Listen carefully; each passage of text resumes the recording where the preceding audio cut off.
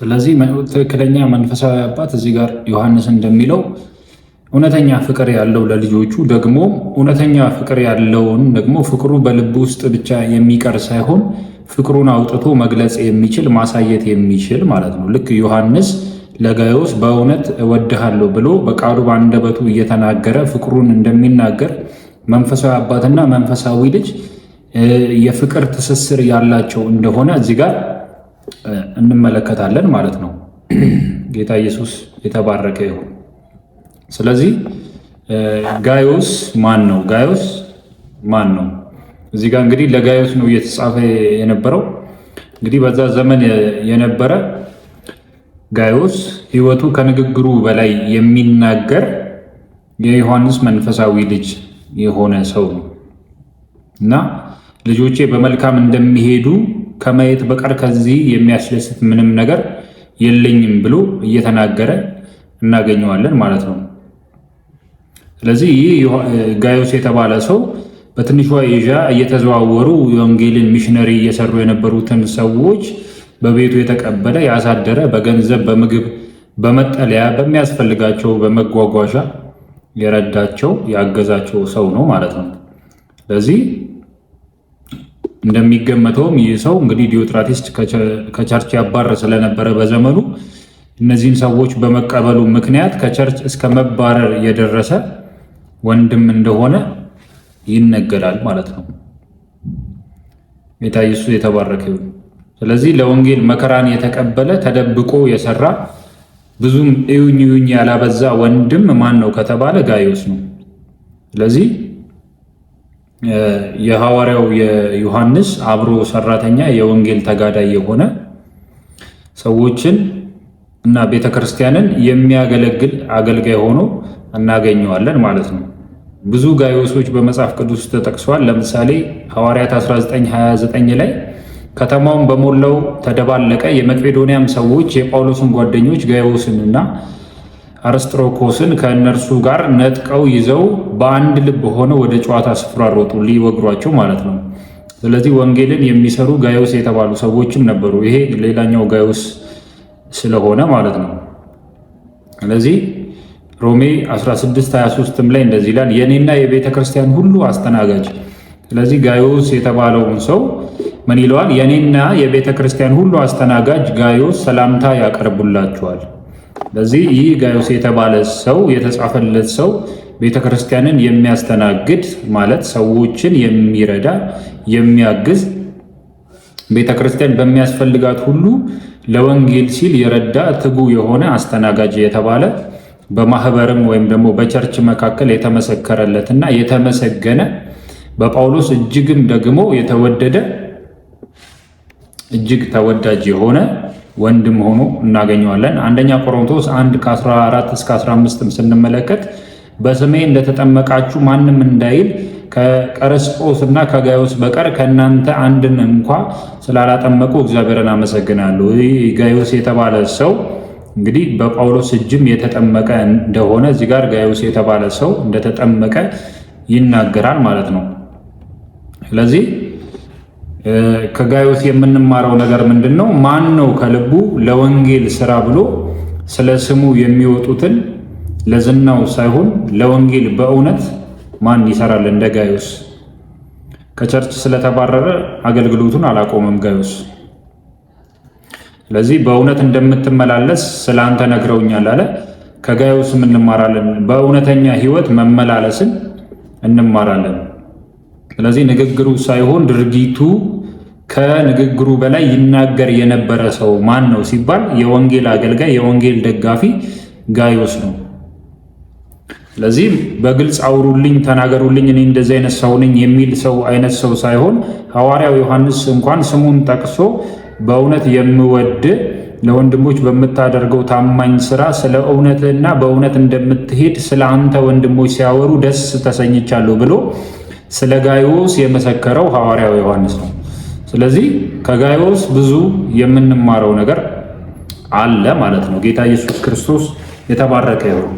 ስለዚህ ሽማግሌው በእውነት እኔ ለምወደው ለተወደደው ለጋዮስ ብሎ ይጀምርና ቁጥር 2 ላይ ወዳጅ ሆይ ነፍስ እንደሚከናወን በነገር ሁሉ እንዲከናወንለት ጤና እንዲኖርህ እጸልያለሁ ይላል። ስለዚህ ዮሐንስ ለመንፈሳዊ ልጁ ከሁሉ አብልጦ የሚመኘው እና የሚጸልይለት ነገር አለ ማለት ነው። ሐዋርያው ዮሐንስ ለጋዮስ የሚመኝለት መመኘት ብቻ ሳይሆን ደግሞ ያ የሚፈልገው ነገር በጋዮስ ሕይወት እንዲሆን ደግሞ ሲጸልይለት እናያለን። አንደኛ የጸለይለት በጤንነት በዕድሜ ዘመኑ ሁሉ በጤንነት ይኖር ዘንድ ሲጸልይለት እናያለን ማለት ነው። ስለዚህ መንፈሳዊ አባቶቻችን ለእኛ ለሁለንተናችን ለስጋዊ ዌል ቢንጋችን እንኳን የሚጸልዩ ናቸው ማለት ነው። እዚህ ጋር ሐዋርያው ዮሐንስ ለጋዮስ ሲጸልይ እንደምናየው በጤና እንዲከናወን በዕድሜ ዘመኑ ሁሉ በሽታ የሚባል እንዳያገኘው ሲጸልይለት እንመለከታለን። ሁለተኛ ደግሞ በሁሉ ነገር ስኬት እንዲሆንለት ዘንድ ለምሳሌ በቢዝነስ ስራው ባለጠጋ ይሆን ዘንድ በሕይወት መንገዱ ሁሉ በስኬት ጀምሮ በስኬት ይጨርስ ዘንድ ይጸልይለታል። ጸሎት ማለት ምን ማለት ነው?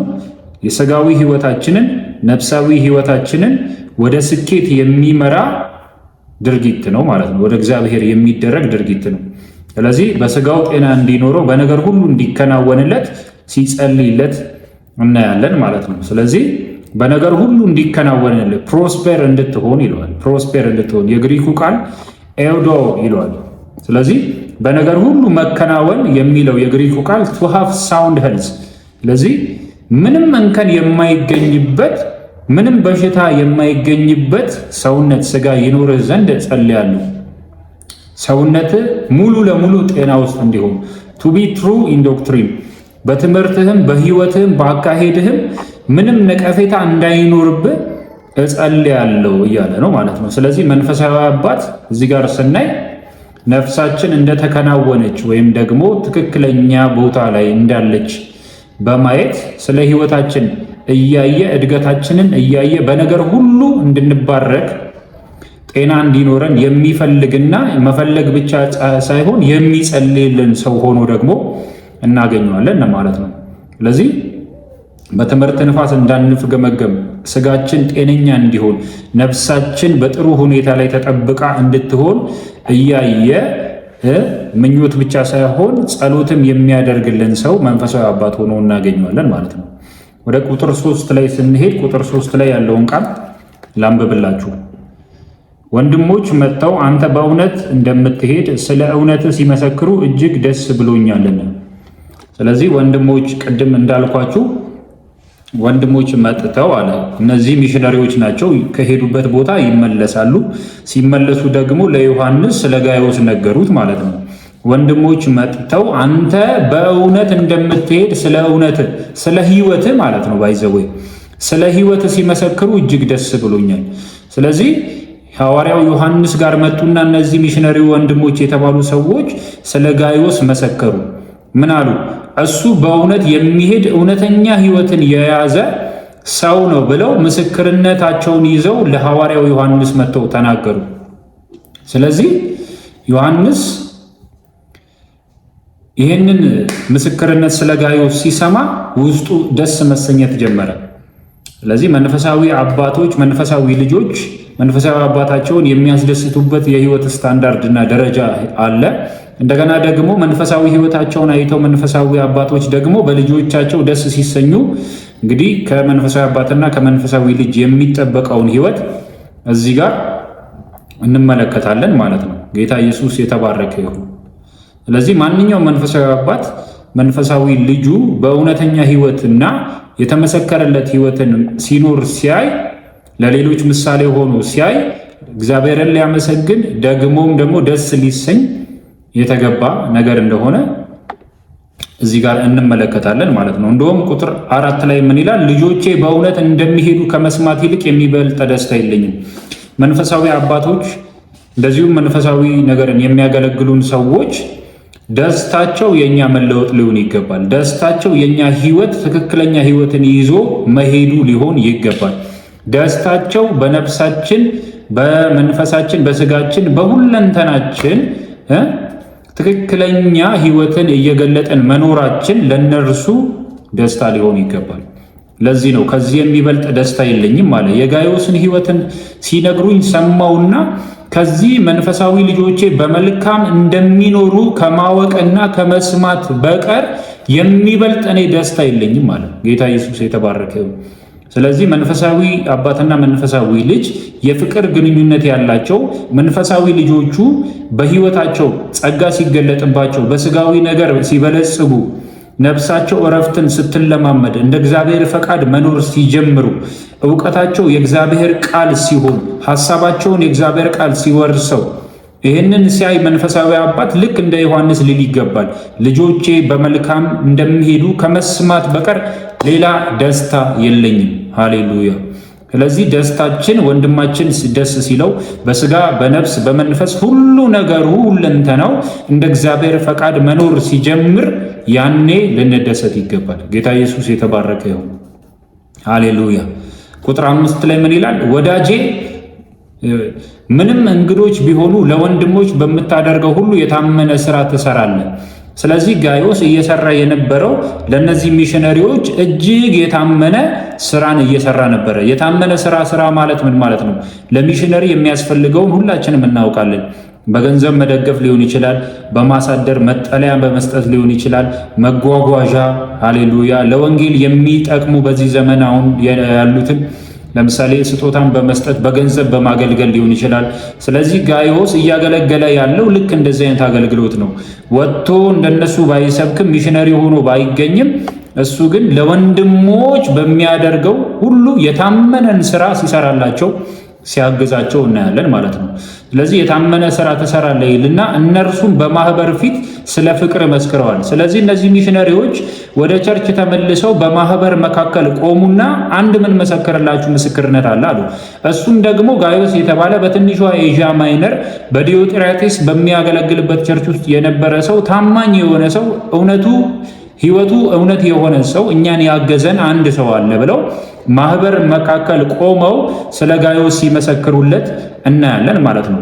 ስለዚህ ጋዮስ ራሱ ስለ ራሱ ያወራ ሰው ሳይሆን ወንጌልን በገንዘቡ በሚያስፈልገው ነገር ሁሉ የታመነ ስራ ለወንድሞች ሲሰራ እነሱ ደግሞ ይህ ወንድማችን የታመነ ሰው ነው ብለው በቸርች መሃል፣ በጉባኤ መሃል፣ በማህበር መሃል ቆመው ስለ ጋዮስ ሲመሰክሩ እናያለን ማለት ነው። ስለዚህ ስለ ፍቅር መስክረዋል። ያሳየን ፍቅር እንዳይመስላችሁ፣ እንግዳ ሆነን በሄድንበት ምድር እሱ ፍቅሩን አሳይቶናል።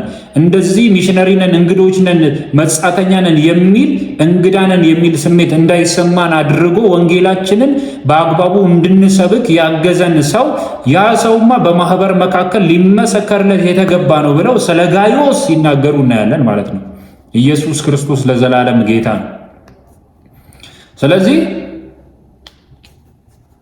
ጋዮስ ለእግዚአብሔር እንደሚገባ አድርጎ ነው ሲረዳቸው የምናየው። በጉዟቸው ሲረዳቸው ነበረ። በመመላለሻ በሚያስፈልጋቸው ነገር ሁሉ ሲረዳቸው እናያለን ማለት ነው። ቁጥር 8 ላይ ምን ይላል? ቁጥር 6 ላይ ላንብበው። ቁጥር 5 ወዳጆች ሆይ ምንም እንግዶች ቢሆኑ ለወንድሞች በምታደርገው ሁሉ የታመነ ስራ ትሰራለህ። እነርሱም በማህበር ፊት ስለ ፍቅር መስክረዋል። ለእግዚአብሔር እንደሚገባ አድርገህ በጉዟቸው ብትረዳ።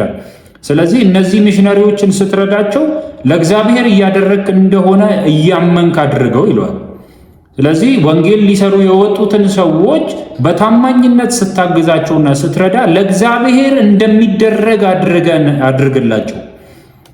ኢየሱስ ጌታ ነው። ለሰው እያደረጉ ለሚሽነሪ እያደረገ ለሚሽነሪ የሚያስፈልገውን ነገር ጋዮስ እያደረገ ለእግዚአብሔር እንደሚደረግ አድርግላቸው ብሎ ሐዋርያው ዮሐንስ ለጋዮስ ሲጽፍለት ሲመክረው እናያለን ማለት ነው። ለእግዚአብሔር እንደሚገባ አድርገህ በጉዟቸው ብትረዳ መልካም ታደርጋለህ። መልካም ድርጊት ማለት ወንጌልን የሚሰብኩትን ሰዎች መደገፍ፣ በተለያየ ነገር መደገፍ ይቻላል።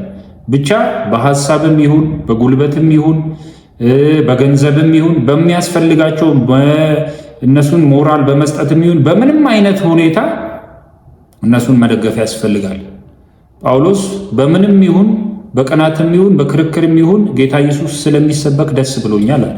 ስለዚህ ወንጌል የሚሰብኩት ሰዎች ሲሰብኩ ደስ ብሎ ልናገዛቸው፣ ለእግዚአብሔር እንደሚደረግ አድርገን ልንረዳቸው እንደሚያስፈልግ መጽሐፍ ቅዱስ ያስተምረናል ማለት ነው። ጌታ ኢየሱስ ለዘላለም የተባረከ ይሁን። ከአሕዛብ አንዳች ሳይቀበሉ ስለ ስሙ ወጥተዋል። እነዚህ ሰዎች ገንዘብ ሳይቀበሉ ነው የወጡት፣ ከህዝብ ማለት ነው። ቸርች ውስጥ ከሚገኝ ህዝብ አንዳች ሳይቀበሉ ገንዘብ ሳይቀበሉ የወጡ ሰዎች ናቸው። ስለዚህ አንተ ግን ለእግዚአብሔር እንደሚገባ አድርገህ በሚያስፈልጋቸው ነገር ሁሉ ትረዳቸው ዘንድ ያስፈልጋል ሲለው እንመለከታለን። ስለዚህ ስለ ስሙ ብለው የወጡ ናቸው። ስሙን ተማምነው ስሙን ሊመሰክሩ ኢየሱስ ብቻ ብቸኛ አዳኝ እንደሆነ ሊመሰክሩ የወጡ ወንድሞች ናቸውና በሚያስፈልጋቸው ሁሉ ልትረዳቸው ያስፈልጋል ብሎ ሲናገር እናየዋለን። ስለዚህ ከአሕዛብ ምንም ገንዘብ ሳይቀበሉ ስለ ስሙ ሚሽነሪ ሆነው የወጡ ወንድሞች እንደሆኑ እንመለከታለን። እንግዲህ ከእውነት ጋር አብረን እንድንሰራ እኛ እንዲህ ያሉትን በእንግድነት ልንቀበል ይገባናል። ከእውነት ጋር መስራት ማለት ወንጌልን በምንችለው ማገዝ ማለት ነው። ስለዚህ ለዚህ ነው እዚህ ጋር እንግዲህ ከእውነት ጋር አብረን እንድንሰራ ብሎ የተናገረው ሐዋርያው ዮሐንስ። ከእውነት ጋር መስራት ማለት እውነተኛውን ወንጌል እየሰበኩ ያሉትን ሰዎች ማገዝ፣ መርዳት ማለት ነው። ከእውነት ጋር መስራት አብረን እንድንሰራ እኛ እንደዚህ ያሉትን ማለት እንደዚህ ያሉትን አይነት ሚሽነሪዎች ወንጌልን ብለው የወጡትን እንደዚህ አይነትን ሚሽነሪዎች እንደዚህ ያሉትን በእንግድነት ልንቀበል ይገባናል። ስለዚህ እነዚህን ሰዎች ልንቀበላቸው ደግሞ ከእውነት ጋር አብረን ልንሰራ እንደተባለ ልናግዛቸው፣ በሚያስፈልጋቸው ሁሉ ልንረዳቸው የተገባ ነገር ነው ማለት ነው። ኢየሱስ ክርስቶስ ለዘላለም ያድናል። ስለዚህ በእንግድነት ልንቀበል የተገባ ነው፣ ልንቀበል ይገባናል።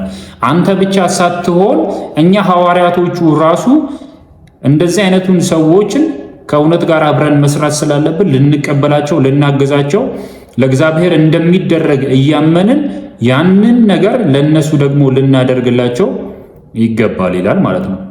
ጌታ ኢየሱስ ክርስቶስ ለዘላለም ያድናል። ጌታ ኢየሱስ ክርስቶስ እነዚህን ሰዎች አግዟቸዋል፣ በነ ጋይዮስ በነ ዮሐንስ አድርጎ ማለት ነው።